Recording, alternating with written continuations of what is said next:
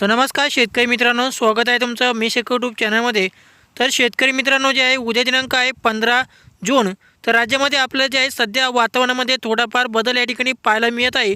तर राज्यातील काही भागामध्ये ढगाळ वातावरण, तर काही भागामध्ये सध्या पावसाची शक्यता आपल्याला पाहायला मिळत आहे. तर शेतकरी मित्रांनो, आपल्याला उद्या दिनांक 15 जून रोजी राज्यातील नेमकी कोणत्या भागामध्ये पाऊस होणार आहे, कोणत्या भागामध्ये हवामान कसे राहील, याबद्दलचा संपूर्ण हवामान अंदाज आपण या व्हिडिओमध्ये या ठिकाणी जाणून घेणार आहोत. तर त्यामुळे जे आहे शेतकरी मित्रांनो, हा व्हिडिओ तुम्ही शेवटपर्यंत नक्की पहा आणि चॅनल सबस्क्राईब करून व्हिडिओला लाईक नक्की करा. तर शेतकरी मित्रांनो, जे आहे राज्यामध्ये आज रात्रीच्या दरम्यान आपलं जे आहे संपूर्ण महाराष्ट्रामध्ये हवामान सगळीकडे कोरडे राहील. फक्त वाऱ्यांचा वेग वगैरे आपल्याला पाहायला मिळेल, वारे वगैरे सुटेल.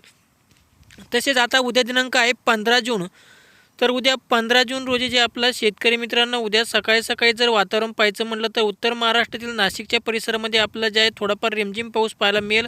तसेच जे आहे काही भागामध्ये ढगाळ वातावरण आपल्या या ठिकाणी पाहायला मिळणार आहे उद्या सकाळी सकाळी दरम्यान.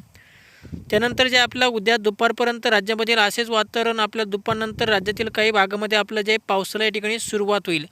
तर उद्या सायंकाळच्या दरम्यान राज्यातील काही भागामध्ये आपलं जे आहे पाऊस आपल्याला पाहायला मिळेल.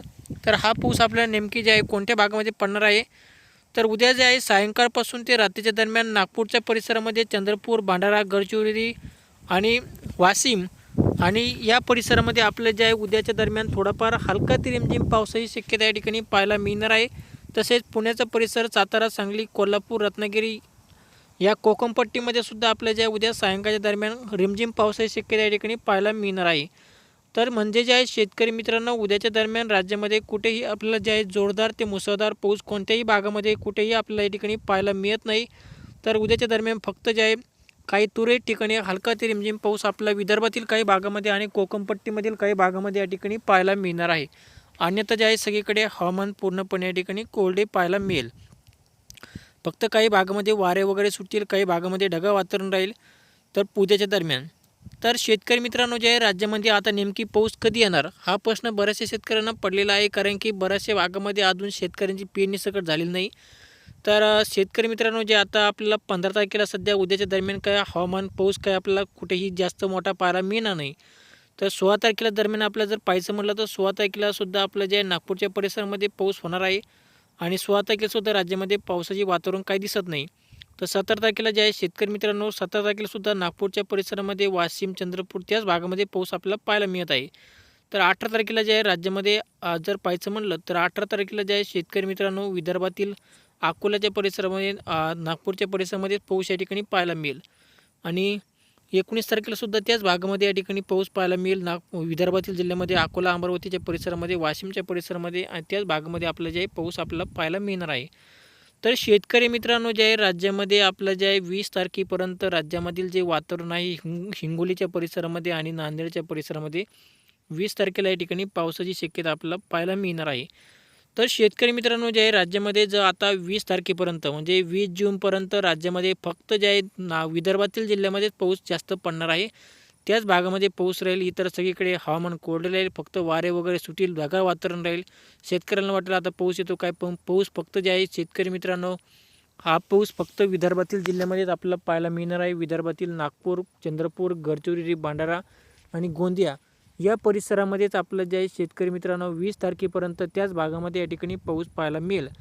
आणि 21 तारखेच्या नंतर राज्यामध्ये बदल होईल. 21 तारखेच्या दरम्यान जे आहे राज्यामधील बीड जिल्हा, तसेच जे आहे आलनगर भागामध्ये, परभणी, हिंगोली, नांदेड, लातूर, बारामती, अकोला, छत्रपती संभाजीनगर, पुणे या सगळ्या भागामध्ये जर पाहायचं म्हटलं तर आपलं जो पाऊस आहे आपला 21 तारखेपासून राज्यामध्ये मराठवाड्यामध्ये पाऊस सुरू होईल.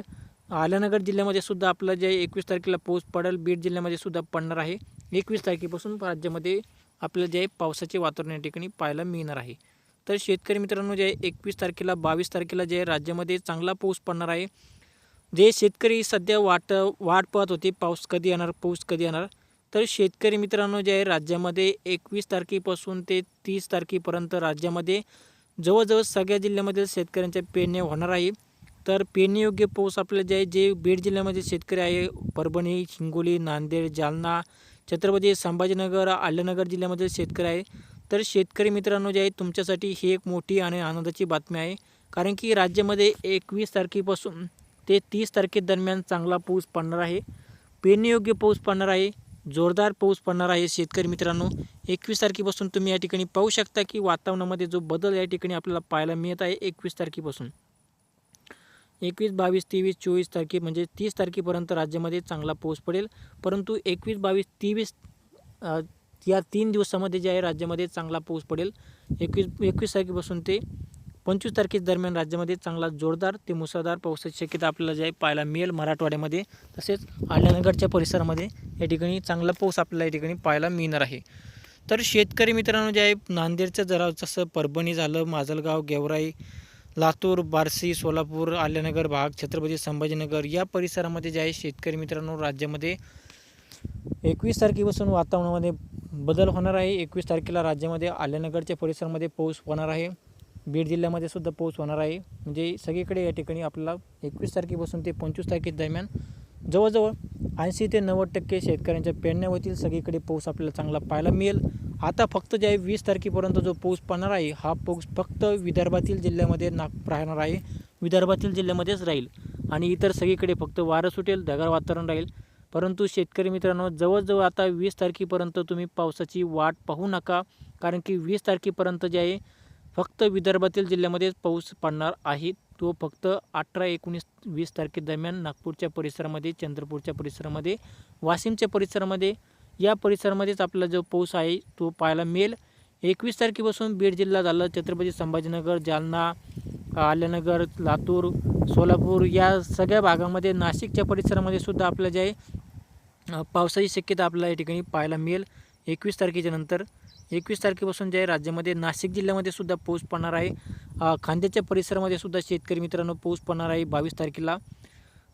त्यामुळे पुण्याचा परिसर झाला, बारामतीचा परिसर झाला, सातारा, सांगली, कोल्हापूर म्हणजे संपूर्ण भागामध्ये जर शेतकरी मित्रांनो सांगायचं झालं तर सगळ्या भागामध्ये जे आहे शेतकरी मित्रांनो 21 तारखेला तुम्हाला वातावरणामध्ये बदल होईल आणि 21 तारखेला तुम्हाला जे पाऊस पडणार म्हणजे पडणारच. आपण जो आता अंदाज सांगितलेला आहे शेतकरी मित्रांनो आपला अंदाज या ठिकाणी एकदम या ठिकाणी खरा असतो. तुम्ही पाहू शकता की आपण जो आता अंदाज दिलेला आहे तो म्हणजे आता 21, 22, 23 तारखेच्या दरम्यान राज्यामध्ये बीड जिल्ह्यामध्ये, आल्यानगर जिल्ह्यामध्ये, नाशिक, छत्रपती संभाजीनगर, मुंबई, पुणे, बारामती, सातारा, सांगली, कोल्हापूर, परभणी, हिंगोली, नांदेड, जालना या सगळ्या भागामध्ये जे आहे शेतकरी मित्रांनो पाऊस पडणार म्हणजे पडणार 21 तारखेला, 22 तारखेला हा आपला या ठिकाणी शब्द आहे. तर शेतकरी मित्रांनो जे आहे तुम्हाला शेतकऱ्यांसाठी ही एक मोठी आनंदाची बातमी या ठिकाणी आहे, कारण की बरेचसे शेतकरी पेरणीची या ठिकाणी पेरणी काही भागामध्ये झाली तर काही बऱ्याचशा भागामध्ये जवळजवळ 90% शेतकऱ्यांची अजूनही पेरणी झालेली नाही.